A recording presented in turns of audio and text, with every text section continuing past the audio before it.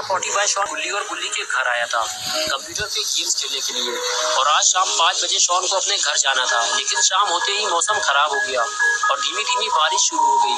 Shawn 2 घंटे से बारिश रुकने का इंतजार कर रहा है, लेकिन बारिश बंद ही नहीं हो रही। शॉन ने अब फैसला कर लिया है, वो अब अपने घर जा रहा है। पता नहीं ये बारिश कब रुकेगी, और बारिश अभी इतनी तेज नहीं है कि शॉन घर ना जा सके। शॉन ने गुल्ली और गुल्ली से बताया कि वो शॉर्टकट यूज करेगा और जंगल के रास्ते घर जाएगा, जिससे वो 20 मिनट में घर पहुंच जाएगा। अगर वो रोड से जाएगा तो उसे 1 घंटा लग जाएगा। गुल्ली ने कहा, शॉन तुम जिस जंगल की बात कर रहे हो, तुम्हें पता है ना, सूरज डूबने के बाद वहाँ कोई नहीं जाता। गुल्ली बोला, शॉन तुम कल सुबह घर चले जाना, हम भी तुम्हारे साथ चलेंगे। इतनी रात में जाना ठीक नहीं है। गुल्ली ने शॉन से बताया कि उस जंगल में ईविल नन का एक चर्च है। कहते हैं रात में वो नन उस चर्च में आती है। उसके हाथ में एक बड़ा सा हथौड़ा होता है, जिसे भी वो चर्च के आसपास देखती है उसे हथौड़े से मारती है। शॉन को लगा गुल्ली उसे डरा रहा है। शॉन ने गुल्ली से कहा, देखो गुल्ली, मुझे डराओ मत, मुझे पता है ईविल नन मर चुकी है और अब वो मेरा कुछ नहीं बिगाड़ सकती। ये कहकर शॉन स्कूटर पे बैठ गया। गुल्ली ने कहा, ठीक है, तुम्हें जाना हो तो जाओ, लेकिन रोड से जाना, जंगल से नहीं, और जाते जाते मेरा एक काम भी कर देना। शॉन ने कहा, ठीक है, मैं रोड से ही जाऊंगा। अब तुम काम बताओ अपना, क्या करना है। गुल्ली ने कहा, तुम 2 मिनट यहीं रुको, मैं अभी आया। ये कहकर गुल्ली घर के अंदर चला गया और गुल्ली आकर स्कूटर में बैठ गया और कहने लगा, मैं और गुल्ली कल तुम्हारे घर आएंगे शॉन। और तभी गुल्ली घर से बाहर आ गया और शॉन के पास जाकर बोला, 2 दिन से कूड़ा लेने वाली नहीं आई है शॉन, तुम इसे ले जाकर कूड़ेदान में डाल देना।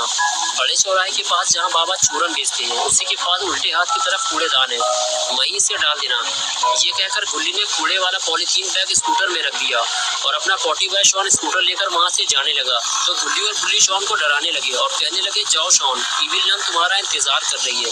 और शॉन हंसते हुए वहाँ से चला गया। शॉन थोड़ी ही दूर पहुंचा था कि बारिश तेज होने लगी और अब शॉन के समझ में नहीं आ रहा कि वो क्या करे। शॉन ने कुछ दूर जाकर स्कूटर रोक दिया। शॉन थोड़ा कंफ्यूज है कि वो रोड से होता हुआ अपने घर जाए या फिर जंगल के रास्ते। गुल्ली और गुल्ली ने मना किया था जंगल से मत जाना, लेकिन रोड से जाने में आधे घंटे से ज्यादा टाइम लगेगा और बारिश की वजह से अंधेरा बढ़ता ही जा रहा है। कुछ देर सोचने के बाद शॉन ने फैसला किया कि वो जंगल के रास्ते घर जाएगा और ये कूड़ा भी वहीं फेंक देगा। सड़क पे गंदगी फैलाना ठीक नहीं है। और फिर शॉन स्कूटर लेकर जंगल की तरफ आगे बढ़ गया। शॉन इससे पहले कभी भी इस जंगल के रास्ते अपने घर नहीं गया। आज पहली बार वो इस जंगल से होता हुआ अपने घर जाएगा, लेकिन शॉन की बेवकूफ़ी कहीं उसे भारी न पड़ जाए। जंगल के अंदर आने के बाद शॉन ने स्कूटर रोका और नीचे उतरकर आसपास देखने लगा। तभी शॉन को कुछ दूर सामने एक पेड़ गिरा हुआ दिखाई दिया। शॉन को लगा, बस यही सही जगह है, मुझे यही कूड़ा डालना चाहिए। शॉन ने स्कूटर को स्टैंड पे खड़ा किया और कूड़े वाला पॉली बैग लेके Download Byju's, the all-new and personalized learning app. आगे बढ़ गया। शॉन ने उस गिरे हुए पेड़ के पास जाकर कूड़ा डाल दिया, लेकिन तभी शॉन को वहाँ कुछ हलचल महसूस हुई। शॉन को ऐसे लगा जैसे उसके साथ वहाँ कोई और भी मौजूद है, लेकिन दिखाई तो कोई भी नहीं दे रहा। शॉन को लगा कहीं कोई जानवर तो आसपास नहीं है।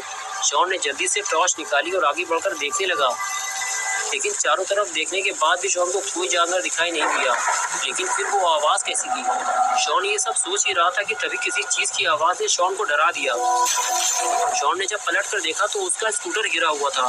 किसी ने उसका स्कूटर गिरा दिया था। शॉन स्कूटर के पास जाकर बोला, कौन है यहाँ, किसने मेरा स्कूटर गिराया है? तुम जो भी हो, मैं तुम्हारी इन छोटी मोटी हरकतों से डरने वाला नहीं हूँ। लेकिन शॉन को जब इन सवालों का कोई जवाब नहीं मिला तो शॉन ने वहाँ से निकलना ही बेहतर समझा। शॉन अब इस जंगल के रास्ते अपने घर नहीं जाना चाहता। वो रोड से होते हुए घर जाएगा, लेकिन अब एक नई मुसीबत आ गई है। ये स्कूटर अब स्टार्ट नहीं हो रहा। गुल्ली का ये स्कूटर काफी पुराना हो गया है। गुल्ली को अब इसे बेच देना चाहिए। शॉन की लाख कोशिशों के बाद भी जब स्कूटर स्टार्ट नहीं हुआ तो शॉन ने उसे खड़ा करना ही बेहतर समझा। लगता है आज की रात शॉन को इसी जंगल में गुजारनी पड़ेगी। इस जंगल में बहुत अंधेरा है और पॉटी बॉय शॉन बिल्कुल अकेला है। शॉन को अब डर लगने लगा है। बारिश काफी तेज है और शॉन काफी देर से भीग रहा है। उसे अपना सर छुपाने के लिए कोई जगह ढूंढनी होगी, वरना शॉन बीमार पड़ सकता है। इसलिए वो जंगल की तरफ आगे बढ़ने लगा। शॉन जिधर भी टॉर्च मारकर देखता, बस उसे छोटे बड़े पेड़ दिखाई दे रहे थे। बारिश में पेड़ के नीचे खड़े होना खतरे से खाली नहीं है। शॉन को कोई और जगह ढूंढनी होगी। शॉन को हर वक्त ऐसा महसूस हो रहा था जैसे वो इस जंगल में अकेला नहीं है, उसके साथ कोई और भी है। जंगल की खौफनाक आवाजें शॉन को और ज्यादा डरा रही थी।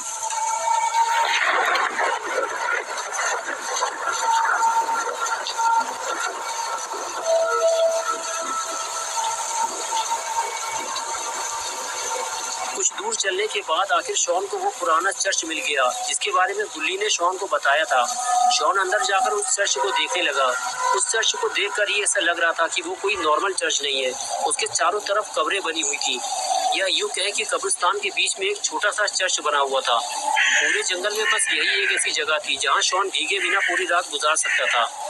शॉन अंदर जाकर चर्च को देखना चाहता था, लेकिन चर्च के दरवाजे इस तरह बंद किए गए थे कि कोई अंदर ना जा सके। शॉन आसपास की जगह और कब्रों को टॉर्च मारकर देखने लगा कि इस जगह रात गुजारना ठीक रहेगा या नहीं। और फिर तभी शॉन को गुल्ली और गुल्ली की सारी बातें याद आने लगी। गुल्ली ने शॉन को बताया था कि इस जंगल में एक चर्च है जो कि इविल नन का है और वो रात में वहाँ आती है। शॉन को अब डर लगने लगा है, कहीं गुल्ली की कही हुई बात सच ना हो जाए। शॉन अब कोई नई मुसीबत में नहीं फंसना चाहता, इसलिए वो यहाँ से जा रहा है। ये जगह कुछ ठीक नहीं लग रही। शॉन को रात गुजारने के लिए कोई और जगह ढूंढनी होगी।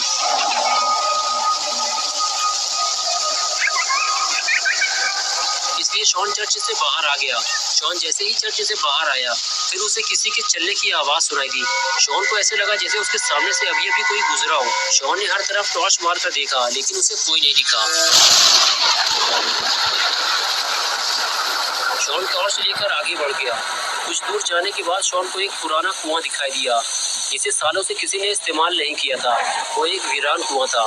शॉन उस कुएं के करीब पहुंचकर उसे देखने लगा। पूरा कुआं काला पड़ चुका था और उसे देखकर ही डर लग रहा था।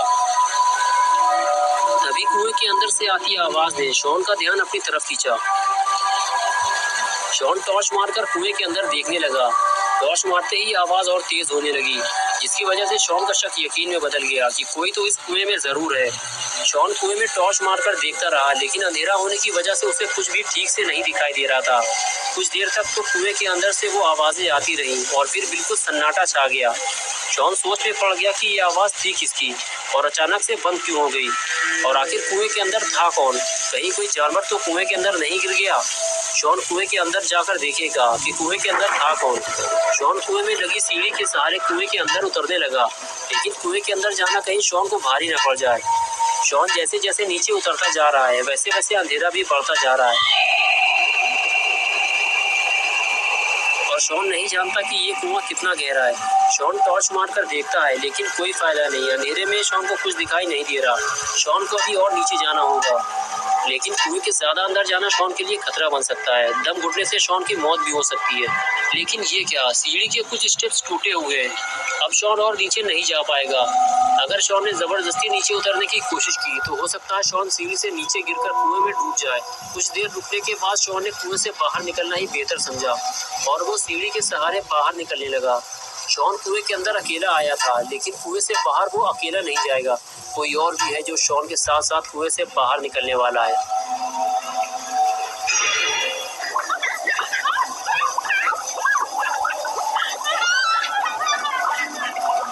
शॉन अभी इस बात से बेखबर है कि उसने कुएं के अंदर जाकर कितनी बड़ी गलती कर दी है और एक बहुत बड़ी मुसीबत वो अपने साथ साथ कुएं से बाहर ले आया है। लेकिन कुएं से बाहर आने के बाद शॉन का डर अब दूर होने लगा है, क्योंकि कुएं के अंदर उसे कोई नहीं मिला और इस जंगल में भी उसे कोई नहीं मिला। लोगों ने इस जंगल के बारे में झूठी अफवाहें फैला रखी है।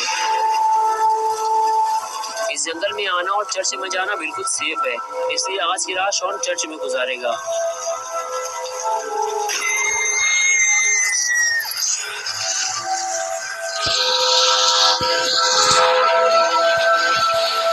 गुल्ली और बुल्ली ने जितनी भी बातें इस जंगल के बारे में शॉन को बताई थी, वो सब झूठ निकली। वरना इतनी तेज बारिश और गरजते हुए बादलों के बीच रात गुजार पाना शॉन के लिए बहुत मुश्किल हो जाता। शॉन की थक चुका है, उसे नींद भी आ रही है, लेकिन उसे समझ में नहीं आ रहा कि वो आराम कहाँ करे। चर्च के चारों तरफ तो कब्रिस्तान बना हुआ है और शॉन कब्रों के बीच आराम नहीं करना चाहता। कहीं किसी मुर्दे ने कब्र से बाहर निकलकर शॉन को पकड़ लिया तो क्या? शॉन ने सोचा इससे तो बेहतर है कि वो चर्च की सीढ़ियों पर बैठकर आराम कर ले। फिर वो चर्च की तरफ आगे बढ़ गया और सीढ़ियों पर बैठकर आराम करने लगा। तभी शॉन को नींद आ गई और वो सो गया।